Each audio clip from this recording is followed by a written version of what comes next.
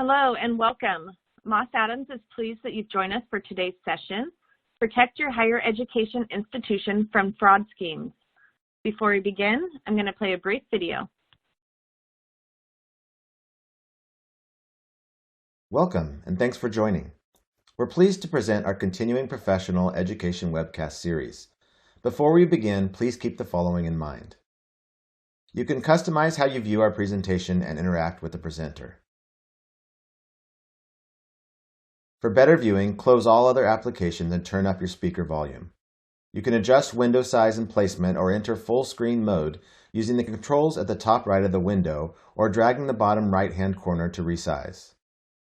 At the bottom of your screen, you'll see a series of icons that relate to a different aspect of our session. You can download a PDF of today's slides from the Slide Deck and Handouts widget.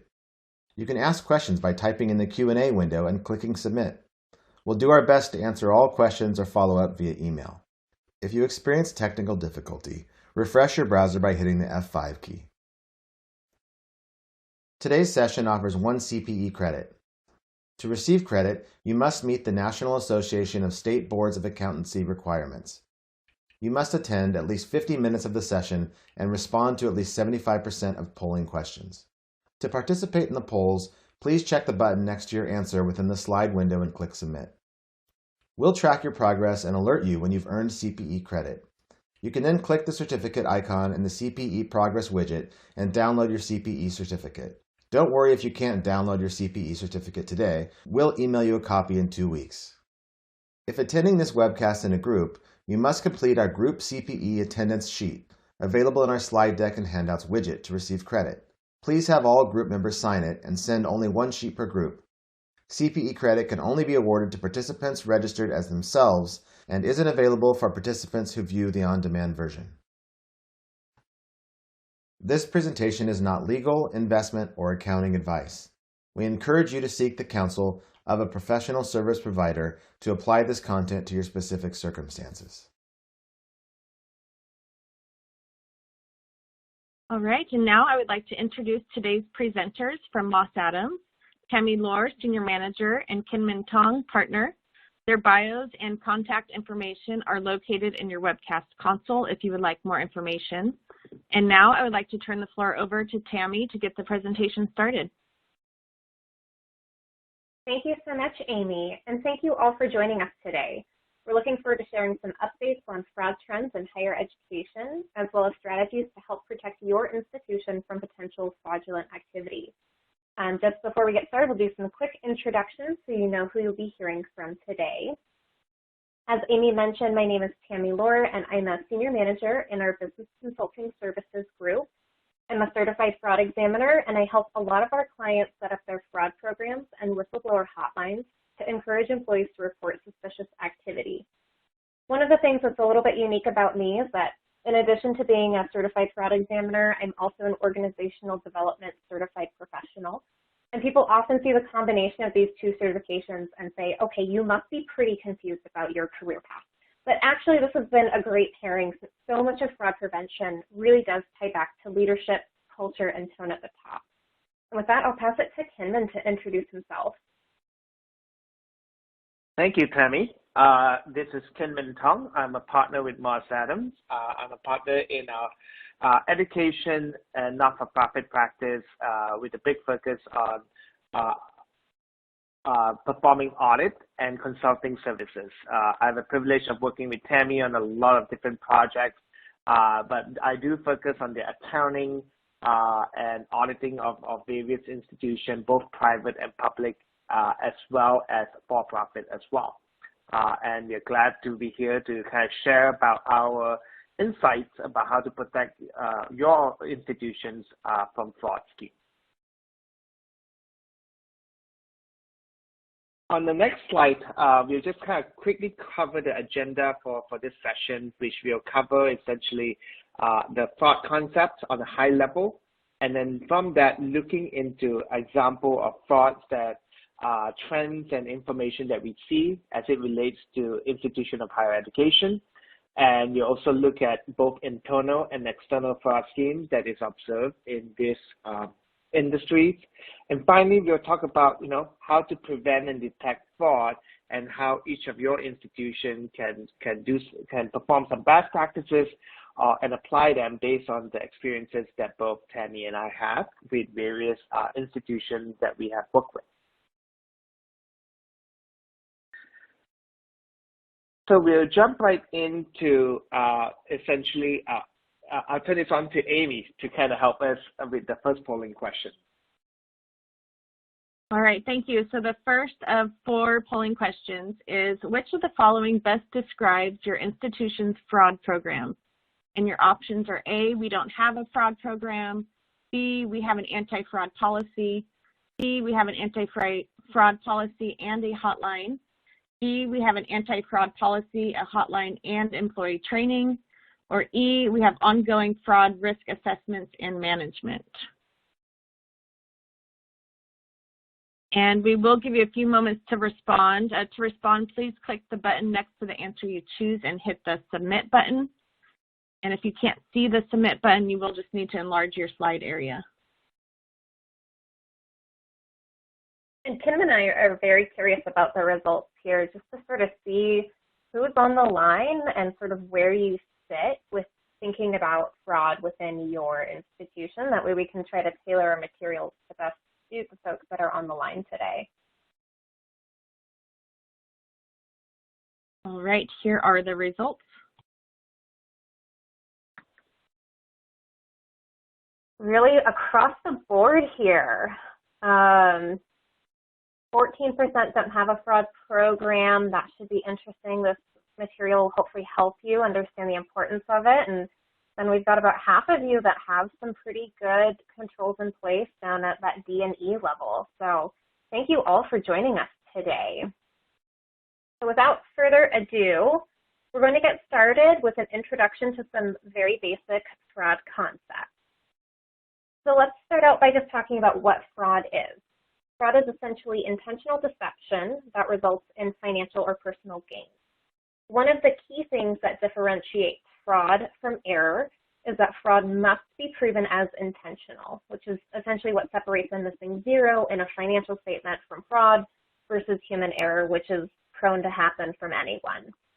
Fraud can be committed either internally or externally. When it's committed by employees or members of governing bodies within your institution, it's commonly referred to as occupational fraud, where someone is essentially using their job for personal gain beyond their earned compensation. We also want to note that fraud can be committed by external parties like vendors, customers, which would be, of course, students in this case, and cyber criminals as well. Given the particular risks that higher education institutions have related to external fraud, we'll also be covering some of these today. And I did want to note that we recently hosted a cybersecurity webcast that you can watch if you are interested in learning more about that specific type of fraud and how to protect your institution from cybersecurity attacks. Okay, so here we're going to cover the fraud triangle, which is the most widely accepted model for explaining why it is that people commit fraud. At the top of the triangle, we have pressure. This is what motivates the crime in the first place. An employee may have some type of financial problem that can't be solved through legitimate means, so they start committing illegal acts. Those problems can be personal, like the inability to pay their bills, a contentious divorce, drug or gambling addiction, the need to pay for tuition for kids' education, very apropos for this audience right now, or medical bills. Professional ambitions can also create pressure. Thinking about like, oh, we want to show we're in a good financial position, we want to maintain our ratings, we want to get that next grant, so maybe we'll falsify some of our data or elements of our reporting to make our results look better than they really are. At the bottom left corner of the triangle, we have rationalization. So fraudsters often justify their crimes to themselves. Things like, oh, I was only borrowing the money. I'm entitled to the money. I'm underpaid. My employer is cheating me. This money is owed to me. I always think about Kronk from The Emperor's New Groove when I think about rationalization, that scene where he has a little devil on one shoulder who's encouraging him to do something bad. And then he's got the little angel on his other shoulder saying, no, you shouldn't do that. And then the devil starts doing like a one-armed handstand push-up thing, and the angel says, oh no, he's got a point. Even though that's clearly irrelevant to whatever the issue was that had at hand, right? That same concept really applies here to rationalization. And then the last element of the fraud triangle is opportunity. The fraudster sees an opportunity to commit the crime. They're able to abuse their position of trust to solve their problem with a low perceived risk of getting caught. So for example, they may have access to blank checks. There may be a lack of segregation of duties for purchasing or creating vendor accounts, or maybe no one's double checking payroll records because you're short on staff. There are a lot of different ways that this can show up, but it really relates to internal control weaknesses and again, a low perception of detection. And both of these are really key to preventing fraud within your organization. One of the reasons that we encourage our clients to adopt a formal fraud program is really to actually increase that perception of detection. Think of it like a cop on the side of the highway. You're going to slow down when you see the cop to avoid a ticket. So actively talking about fraud in your institution and setting up a program to report and respond to allegations also deters people from committing fraud, just like that cop on the side of the highway deters people from speeding. Okay, so who typically commits occupational fraud? These are some of the trends noted by the Association of Certified Fraud Examiners, the ACFE, which we'll be quoting frequently throughout today's presentation. So in general, men commit more fraud, about 59% of total cases, and they tend to cause higher losses than women at $150,000 versus $85,000. Fraudsters also tend to be well-educated. Most of them have at least a university degree, and then the more educated they are, the more losses they tended to cause.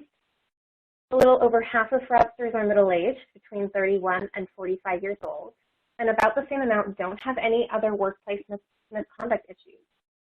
It's very uncommon for these folks to have fraud-related criminal backgrounds or fraud-related prior employment disciplinary actions. So these are the people that might be flying under the radar, not trying to draw a lot of attention to themselves. The ACFE also estimates that about 41% of occupational frauds are not reported to law enforcement. So the number of repeat offenders is probably higher than what they can determine and report here. A lot of organizations will not report confirmed fraud to law enforcement and will just terminate the employee to protect their organization's reputation. Reputation is, of course, particularly critical for higher education, so this could be potentially even more common among your industry. In keeping with our profile of a fraudster, this slide shows the position of who committed fraud by frequency, the median loss, and how long it took to detect that fraud was occurring. Most fraud happen at the employee and manager level, but you'll notice that the time required to detect fraud doubled between employees and the executive level, and more than doubled in the median loss. So it's actually about 10 times the amount of median loss. At the executive level, you obviously have higher median losses and a longer detection time, which also enables those higher losses. And this is one of my favorite slides. So here we're showing the most common warning signs of fraud based on employees' behavior. The ACFE reports that about 85% of fraudsters displayed at least one of these behavioral red flags. So the most common ones are that 42% of fraudsters were living beyond their means. Thinking about things like, did someone just get a new Porsche? Did they take their entire extended family to Disneyland, or even better, Disney World, for the third time this year? Does that really make sense for them? 26% of employees had financial difficulties. We talked about these when we talked about pressure, things like addictions, family troubles, medical bills, those types of things. 19% had an unusually close association with a vendor or a customer. So ask yourself, okay, has that director been seen out on a contractor's yacht recently? That could be an indication that fraud might be going on. Excessive control issues and unwillingness to share duties. Are they the only person in the organization who can do something and they don't want to share that task? They don't want to teach other people how to do it. That's a potential risk. And then there's unusual irritability, suspiciousness, defensiveness, recent divorce or family problems. And then the most technical term listed here, a general wheeler-dealer attitude involving shrewd or unscrupulous behavior. So this sums up some of the general things to think about and consider about fraud risk in your institution. And with that, I'm going to turn it over to Kinman to talk more specifically about fraud in higher education. Thank you, Tammy. As Tammy kind of covered the overview of fraud, we'll look at some of the statistics and information as it relates to our industry, right, the higher education space. And we'll start off with kind of looking at more info from the ACFE report to the nations, where they only report 82 cases in education. They do note a median loss of 65,000. But one of the things we always note is that a lot of these are just reported cases, and as Tammy has mentioned, a lot of times cases just get swept under the rug because no one wants to making a big deal or noise about it. So there's 82 cases reported, 65,000. In 2018, which was when the last report was issued, there was 97,000, and the median loss was 68,000. So both of those numbers have held pretty steady. But one of the things that we do note is that the impact as it relates to fraud is both financial and reputational. And a lot of times, the reputational risk, the impact of the reputational is always larger and more impactful, just because of the nature of the higher education and branding and the acknowledgement of some of these items are always, more important than the financial might be immaterial and insignificant, but the brand reputation risk is higher there. I'll turn on to Amy to cover our next polling question. All right, thank you. Our second polling question is, what do you think is the most common fraud scheme in higher education? A, billing schemes, B, expense reimbursement, C, corruption, or D, non-cash? And then as a reminder, if you would like to receive CPE credit for today's webcast, you will need to respond to at least 3 of the 4 polling questions.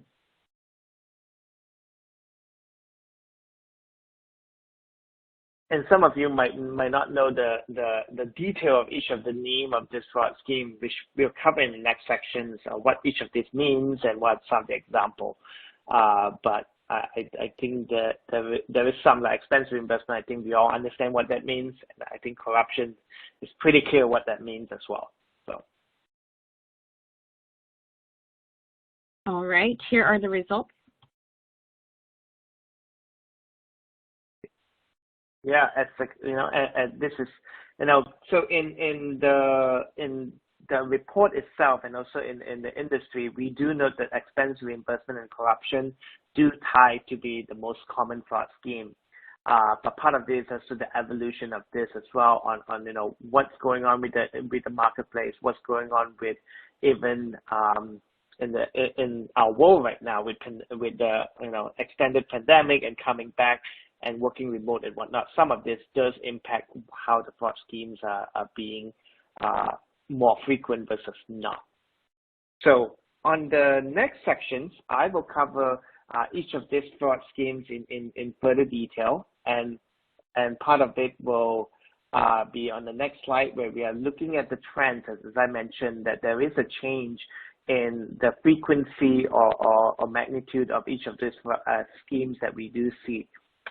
And corruption is one that we are seeing a decrease in terms of what we see out there, but we do see an increase of the billing, expense reimbursement, scheming, and check tampering, as well as payroll. And a big factor of this is just the change in how work is, and also processes and potentially even controls are going, because there's a lot more remote work, there's a lot more reliance on systems.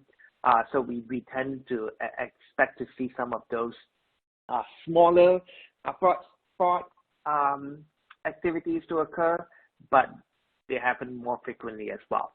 So these are some of the things that we do see, and we can cover on the next slide why higher education is seeing this impact. And part of this has to do with the budget cuts. So we know that with the pandemic and a lot of other things that's going on in terms of just number of students or number of international students coming in, so there are changes in how much operations of revenue are being generated, and part of that has resulted in budget cuts. A lot of those then result in high workload for staff, less staffing, and also the fact that there's also potentially staffing decision due to just the workforce, and we are all aware about the fact that there is less available people out there to be hired to fill some of these departed employees as well.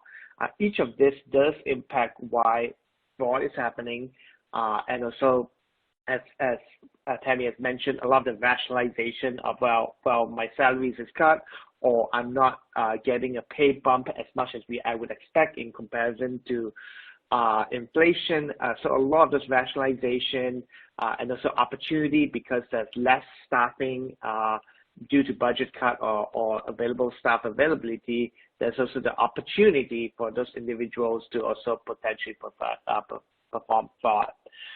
We always like to say the tone at the top as well. When there is tensions or disagreements, or there's a lot of dysfunctionality in terms of the management teams or whatnot, it creates opportunity. It creates rationalization of, well, there is no incentive for me to stay, so I'm going to take what I'm due for and commit the fraud as well. So we do see that as well. So this is some of the reasons why we have seen that happening.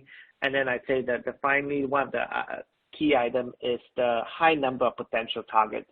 And this, especially in the world of higher education, where there's a lot of silo reporting, there's a lot of different departments or different faculties and different functionalities as well. It becomes a big target for cyber criminals, especially where there's not just one person who's ultimately approving expenses or change of vendors and whatnot. So there's more opportunities for them to target certain employees or management team, such as presidents, CFO, department chairs, and so forth, where there's just more opportunity for them to target that as well. So this is why higher education is a target for fraudsters in a lot of ways.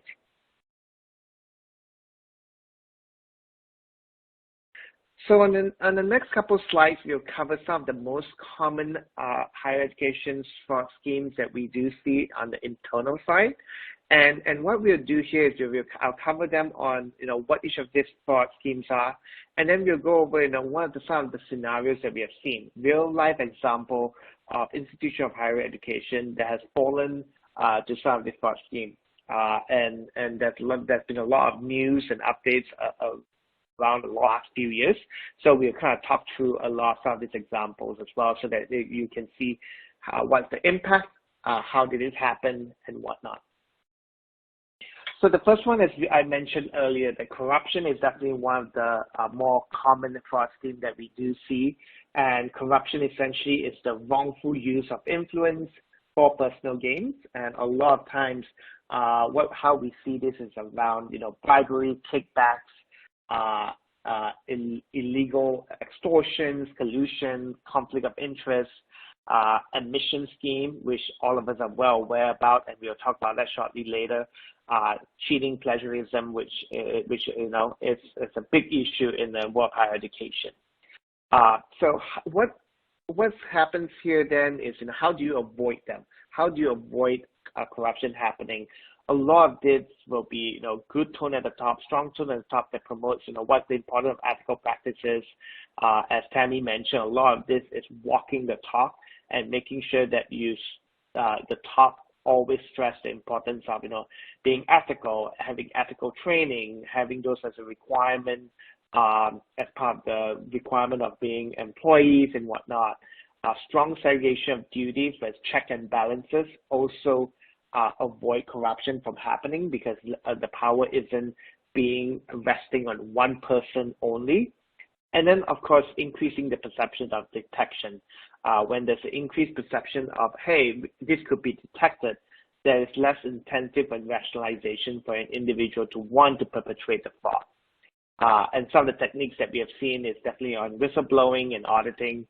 Those are pretty common ways to detect this. So there's two cases that we have kind of seen this in the news. I think the first one we are all very well aware about. This has to do with the Hollywood admission scandal, also known as Operation Varsity Blues. And this happened in 2019, where over 50 people in various different states around the country were in part of this major college admission scandal, where parents were paying bribes to various individuals in various colleges and campuses around the country to gain admission into the program. I believe there was about over 30 plus celebrities and prominent business leaders and whatnot who were part of this scandal, where they, doctor scores, they went through athletic teams just to make sure that their children was admitted to those schools. And part of this is just, who was involved. There was a one main leader, William Singer, and his company, as well as various other players, admission leaders, athletic program individuals. And part of this was discovered due to an unrelated investigation by FBI. And so I know that a lot of individuals were sentenced to prison. I believe Singers was sentenced to 65 years in prison with a pretty small little fine of just a little over $1 million. And then a bunch of the parents who are involved in these scandals have been sentenced, but some of them are still going through court cases, sentencing, and whatnot. So it's a pretty big deal. I think it kind of shook the world of higher education to kind of strongly look at a lot of the practices and policies that are in place to revisit some of this to avoid corruption in each of their schools. And we know that a lot of schools have kind of looked at this as ways to show up controls and processes around that. And then the second case has to do with City College of Chicago, where the former vice chancellor and a bunch of the employees were essentially charged with awarding contracts to relatives and associates. So this is essentially, a lot of corruption in the form of giving contracts to family and friends to get kickbacks.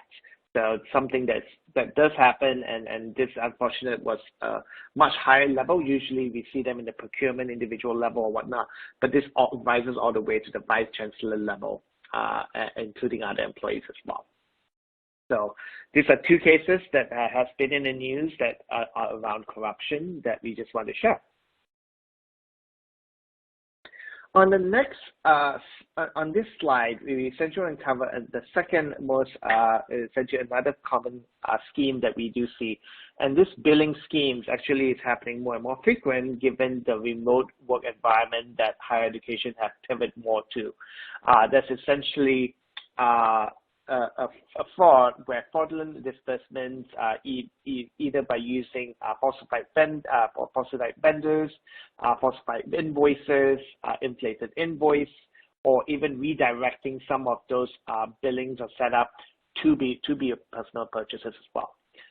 What we see is usually a shell company, or even not even a real company at all, but just a bank account number and whatnot, just to make sure that you reroute the payments being made.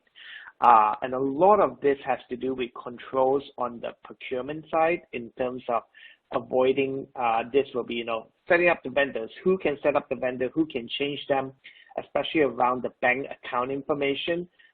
We do see this a lot where when AP employee, accounts payable employees receive an email and say, oh, please send our checks to this new bank account numbers, and without a third verification or a phone call verification to the actual vendor itself, they just update it, and then with that, funds are being issued and paid out to falsified vendors out there. Another way to see is just a separate function between who is purchasing or procuring and who is doing the payment or disbursement. We should clear segregation of duties, avoid collusion in some ways, but also create a check and balances between the functions as well. And a lot of the detection arena around this has to be around data. A lot of I have clients who have done a lot more data analysis and data review and just seeing that, hey, do we have vendors whose account information or addresses or whatnot that is being changed during the year, and if those have been reviewed or approved or confirmed independently of whoever that entered the information. Another thing that will be helpful is just having a good procurement process on the upfront that is managed independently from the purchasing decision, so that the review of vendors and whatnot can be mitigated to avoid any payment being made to fraudulent vendors and whatnot. So those are the items that will be helpful to kind of remedy potential billing schemes. In terms of cases in the news, of course, one of the big cases here has to do with Purdue research scandal, where there was a professor who was part of and don't remember which department, but I believe in engineering department, and his wife essentially created a shell company where they essentially reroute grant money, research and development grant money from the federal agency to this shell company as they create fraudulent invoices to bill for those grants. This is something definitely that we have definitely seen. Something in the research and development world is making sure that the vendors and the contractors that are involved in that are properly reviewed and approved, and making sure that the approval of those invoices are separate from the actual I'll call principal investigators for those projects as well. The couple that's involved in this scandal had to pay $1.6 million in restitution and had to pay fine as well. Another thing that we have seen with this is where individuals are actually purchasing the item using falsified information in terms of account information, so that they can reroute them to their personal account as well. So we have definitely seen those as ways where the billing scheme, making sure that internally they're creating fraud in rerouting the funds away from the institution for personal gains.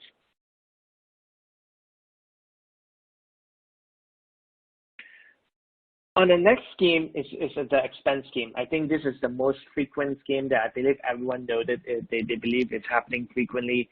This is where it's fictitious expenses, altered expenses, a lot of expense reimbursement that are not for proper business expenses or real expenses that's being incurred for that activity itself.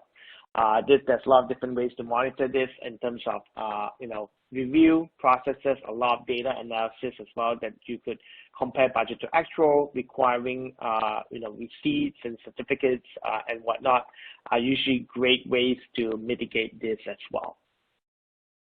And some of the things that we have seen in regards to the expense scheme around here has to do with an example here, of course, is Northwestern. This is a little older, where there was essentially a professor that was misusing the grant money for personal trips, right?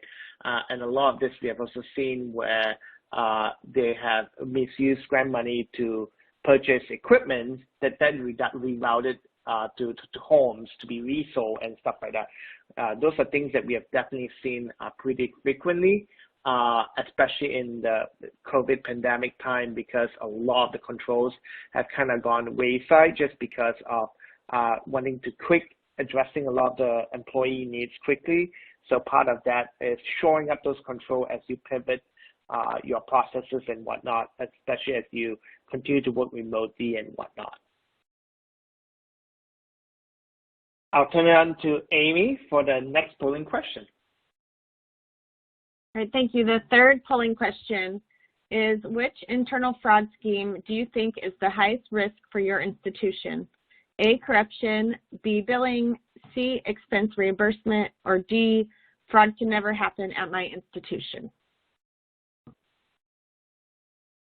And while you're responding, for those of you that would like a copy of today's slides, you can download them from the folder that says slide deck and handouts in your console. And then we'll also be sending them via email tomorrow along with the recording of this webcast.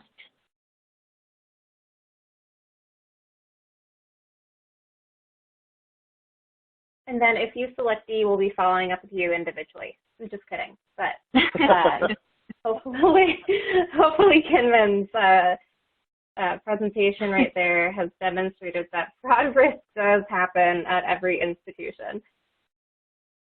Yeah, and I'll say part of this is just right or wrong. But. Yeah, and I think part of it is, it could be small fraud, and I think that's the part that, we always want to make sure we catch the small fraud so that you can mitigate them from becoming too larger and more frequent. So.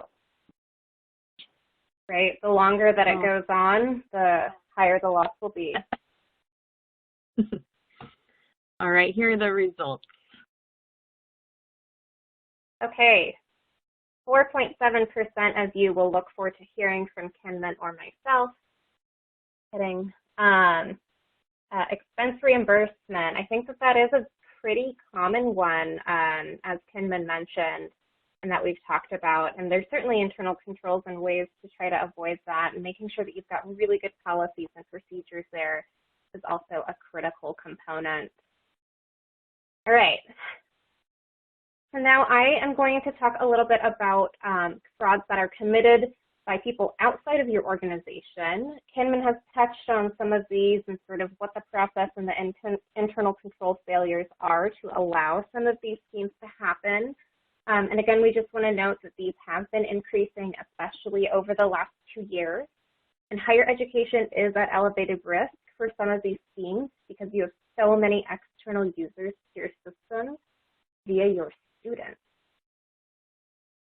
So the first external fraud scheme we wanted to cover is vendor fraud. Again, Kinman touched on this earlier, and so just reiterating this is when someone can call or email impersonating a vendor and attempt to change information, including payment information. We see this very often for activities and funds that are related to technology and construction, both of which are pretty high dollar amounts. The scammer typically will follow the guidelines that are posted on your website, complete the supplier change information form, email it to the university from a similar address, and then the payments subsequent to that would theoretically be sent to the scammer's bank account. We've been seeing more instances of this type of vendor fraud because the internal control of calling the vendor to validate, hey, we got this change request, is this information correct? Sometimes during the pandemic, people weren't able to do that, especially at the very beginning phases where people were out of office and organizations may not have shifted all of their processes and communication tools to be able to have someone from the vendor actually be available to validate that information. So to avoid this type of fraud, your institution should require a dual independent verification before changing vendor banking information or address information. Document that independent verification was performed. Try to build that requirement into your system if that's possible, and make sure that we're authenticating those requests. We've seen other organizations develop reports that detail payments that will be issued that exceed a certain dollar threshold and go into a new ACH or payment routing number, and then they have someone outside of that function of changing vendor information review and approve the report to make sure that those verifications happened. As always, segregation of duties between issuing payments and changing vendor information is always a good practice. And finally, training employees on social engineering regularly, especially those in AP, including awareness about what this can look like and what to watch out for. Some of these fraudsters might actually call and say, hey, we submitted this request, we really need this, we're going to revoke your access to X, Y, and Z unless you do this. And so just making sure that they're sort of familiar with what do we do if we get those calls. And here are a couple of examples of recent vendor fraud. So the first one is in University of California, San Diego. This scheme started in July 2019. So UCSD received an email from a fraudulent Dell account instructing the university to redirect payments for Dell equipment and services to their own bank account.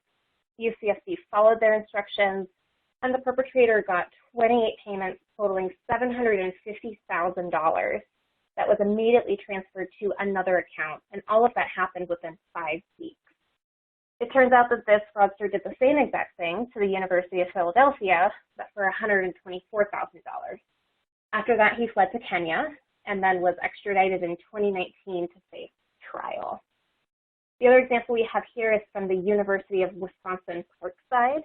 It was roughly around the same time. A very similar thing happened But in this case, an employee in AP received an email from Dell asking for the university's bank account and routing number, and the employee gave it to them. And that bank account was subsequently cleaned out of $315,000. And then the receiving bank actually flagged that because the funds were transferred into a new account, which was deemed suspicious. And those costs were largely covered by insurance, but there was still a cost of about $65,000 to the university. The next external fraud scheme we'd like to discuss is related to financial aid. And this is different from the corruption examples around admissions that Kinman had talked about earlier. So here we have individuals who are claiming financial aid that they are not entitled to. And there are a couple different ways that this scheme can play out. So scammers can use personal information to submit fraudulent applications for financial aid and route that aid to themselves. We can have individuals that falsify their income, their achievements, and their academic history to qualify for financial aid. And then we've also seen an increase in the number of questionable guardianships, where people with lower income will become the legal guardian of high school age kids to help them qualify for aid. And we saw these schemes increase, especially with the influx of COVID relief funds, since there was additional funds available. To avoid this type of fraud, universities are starting to use software applications to detect bots. A lot of scammers that perpetrate this type of scheme are submitting fake applications using bots, so this can help detect those instances. And it's also important for admissions to independently validate the information that is provided. You can set this up to be a risk-based program so you don't have to check every single application, but you reduce your risk of fraud throughout that process. A couple examples of this fraud scheme. So the first is the California Community College System.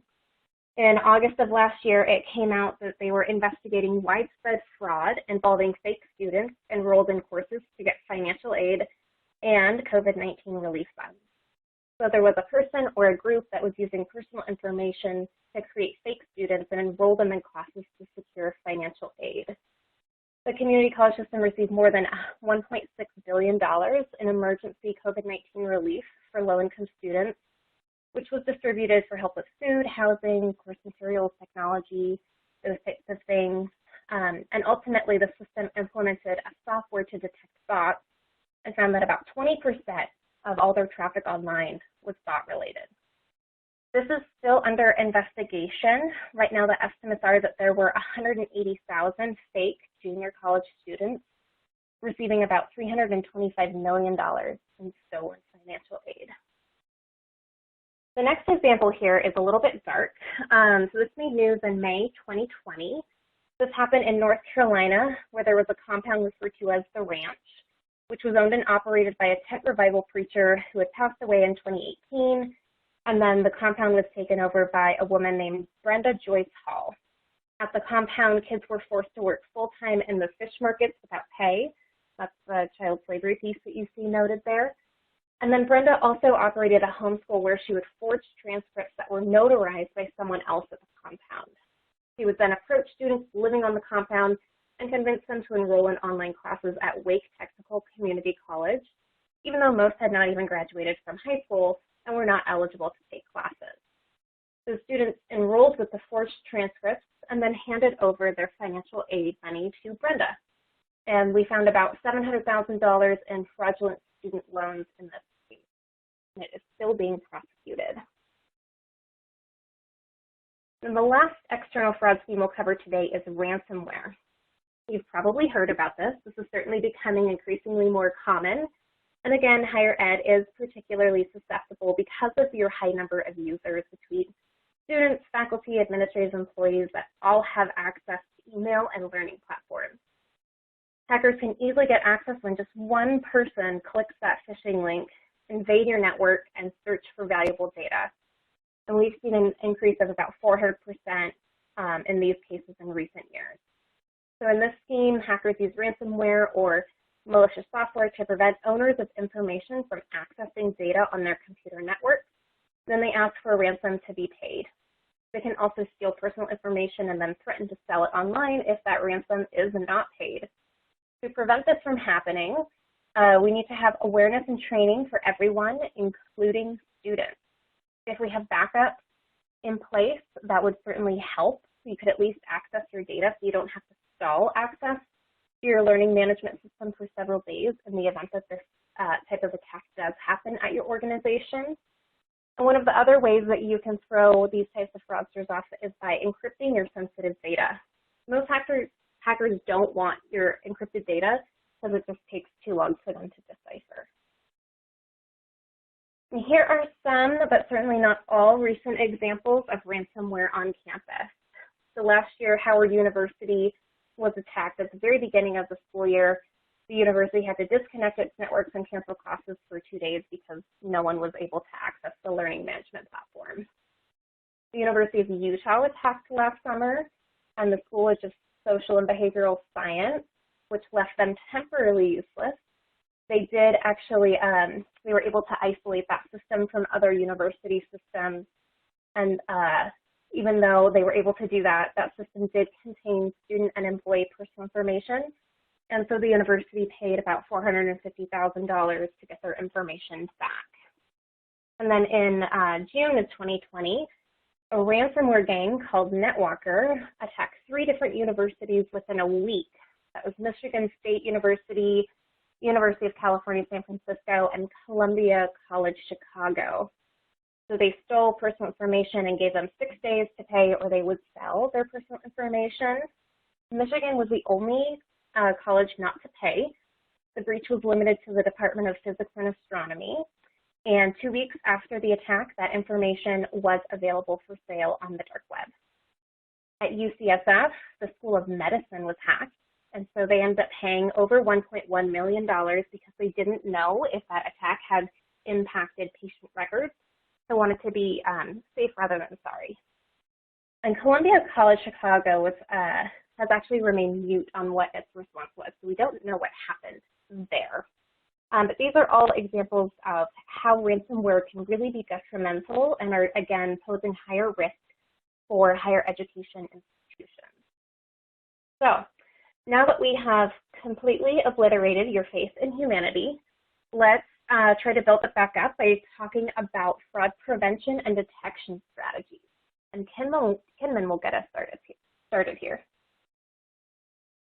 Thanks, Tammy. I think part of this is just, being aware of all the fraud scheme and hoping that we can all learn from what has occurred with other institutions will make us all more educated, more aware, and better ready to kind of address this. And part of this is how do we prevent and detect fraud before or when it's happening.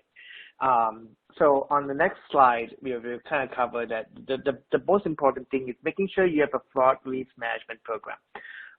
And I think earlier during one of the polls, a lot of your institution already have some sort of program in place where it can be focused on detecting fraud, waste, and abuse, making sure that your employees and others in your community, students, faculties, and other members of the community can report activities that could be perceived as, fraud activity, waste activity, or abuse activity to the organization itself or even some reportable source.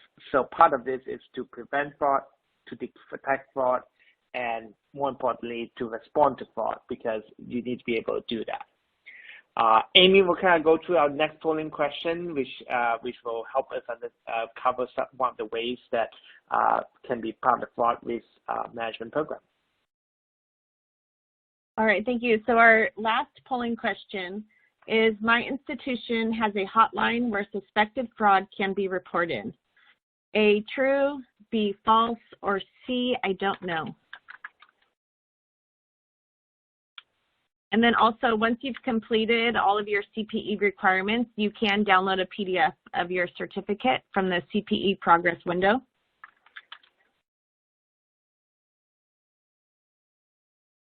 And it looks like people are responding to this one pretty quickly, so we'll leave it up just another 5 seconds.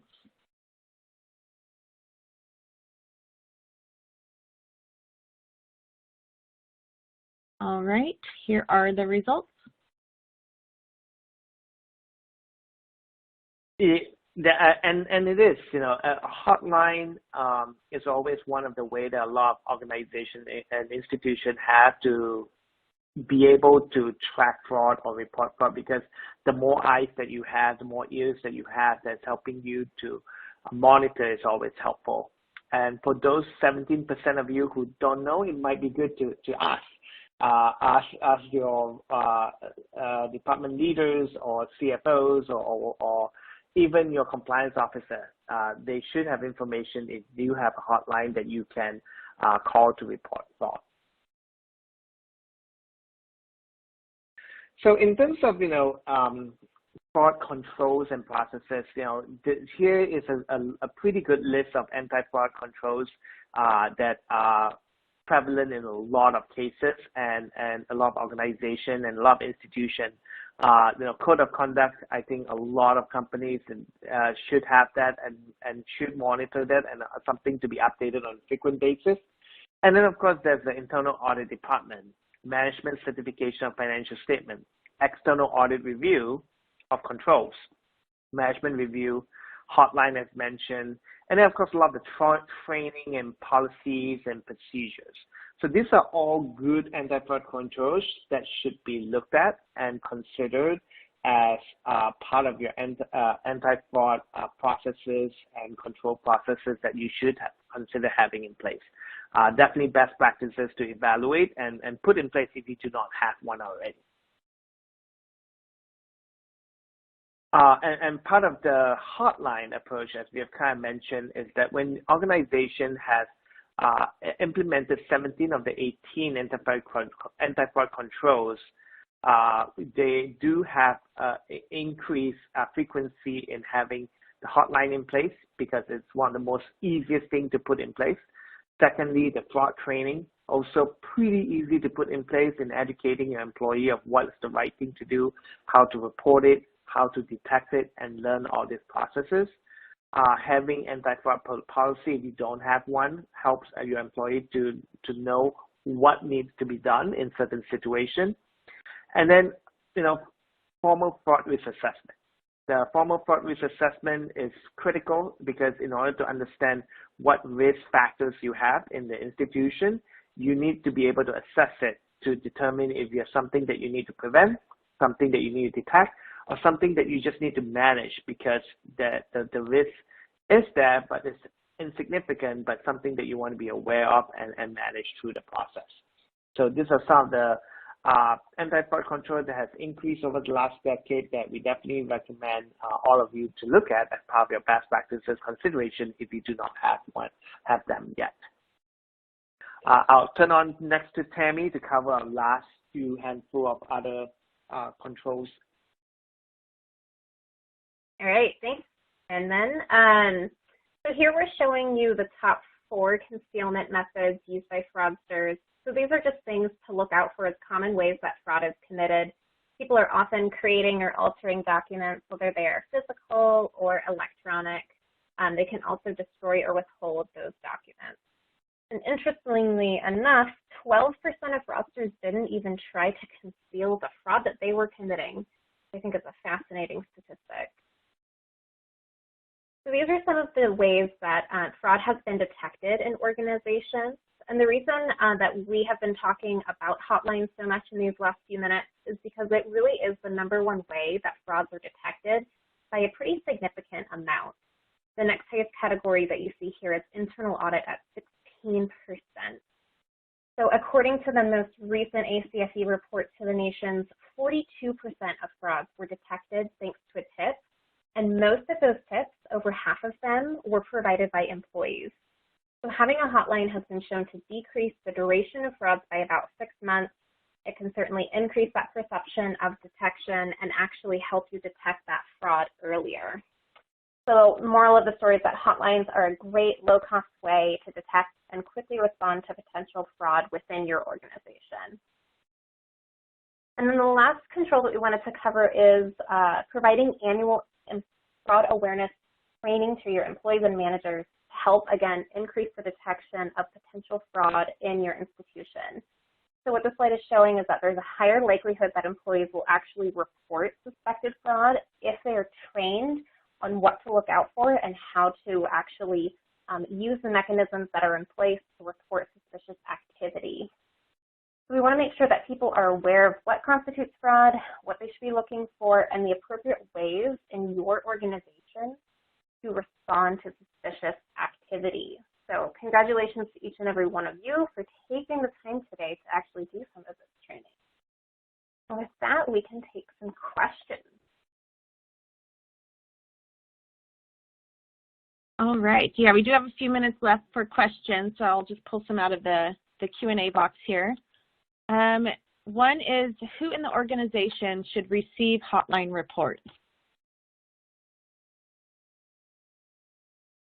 So in my experience working with clients, we typically see an independent body receive hotline reports. So we would probably recommend that it be internal audit or your general counsel, so that they have that clear line of authority and reporting that's straight to your board, rather than having to go through potential members of management that could have been implicated in one of the reports. Kinman, is there anything you'd add to that? I would just add, part of it will also be making sure that if you have a compliance committee, especially on the board governance level, that whoever that receives the report will summarize them and report them to your board of governance, so that they can do their governance job well as well, so that they are aware of what's going on, what's coming through, and what are the mitigation or things that the organization management have done to address whatever that's reported. All right. Another one is, any advice on how we can deter fraud from using our internal audit function? Sorry about that. Any advice on how we can deter fraud using our internal audit function?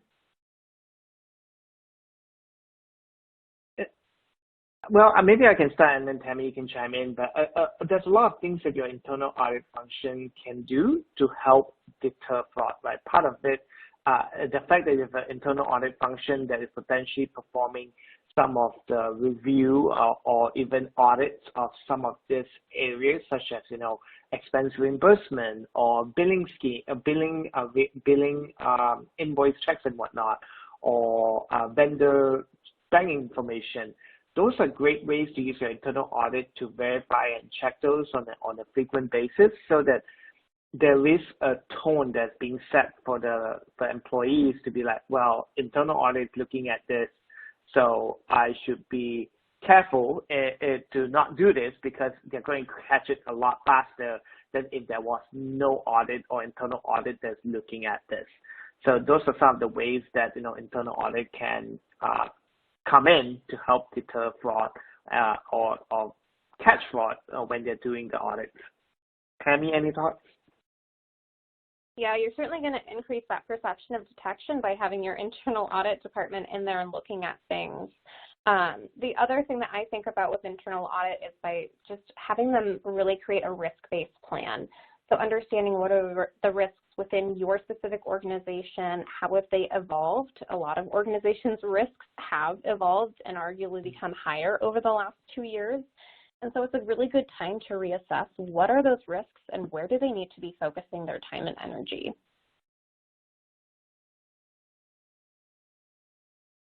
All right. And unfortunately, we are out of time and we do need to start closing out. But thank you both for a great presentation today. And I also want to thank our audience for being engaged and submitting your questions to help guide today's conversation. If we didn't have time to answer yours, we will do our best to follow up with you after the webcast. Also, feel free to reach out to our presenters if you have additional questions. Their contact information is in your console.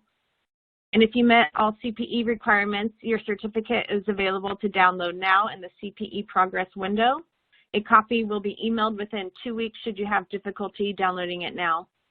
And as a reminder, if you attended today's presentation in a group and would like to receive CPE credit, you must complete the group attendance sheet found in your console. And finally, here is a link to an online survey for today's presentation. And thank you for joining our webcast. We hope you'll join us again next time. Take care.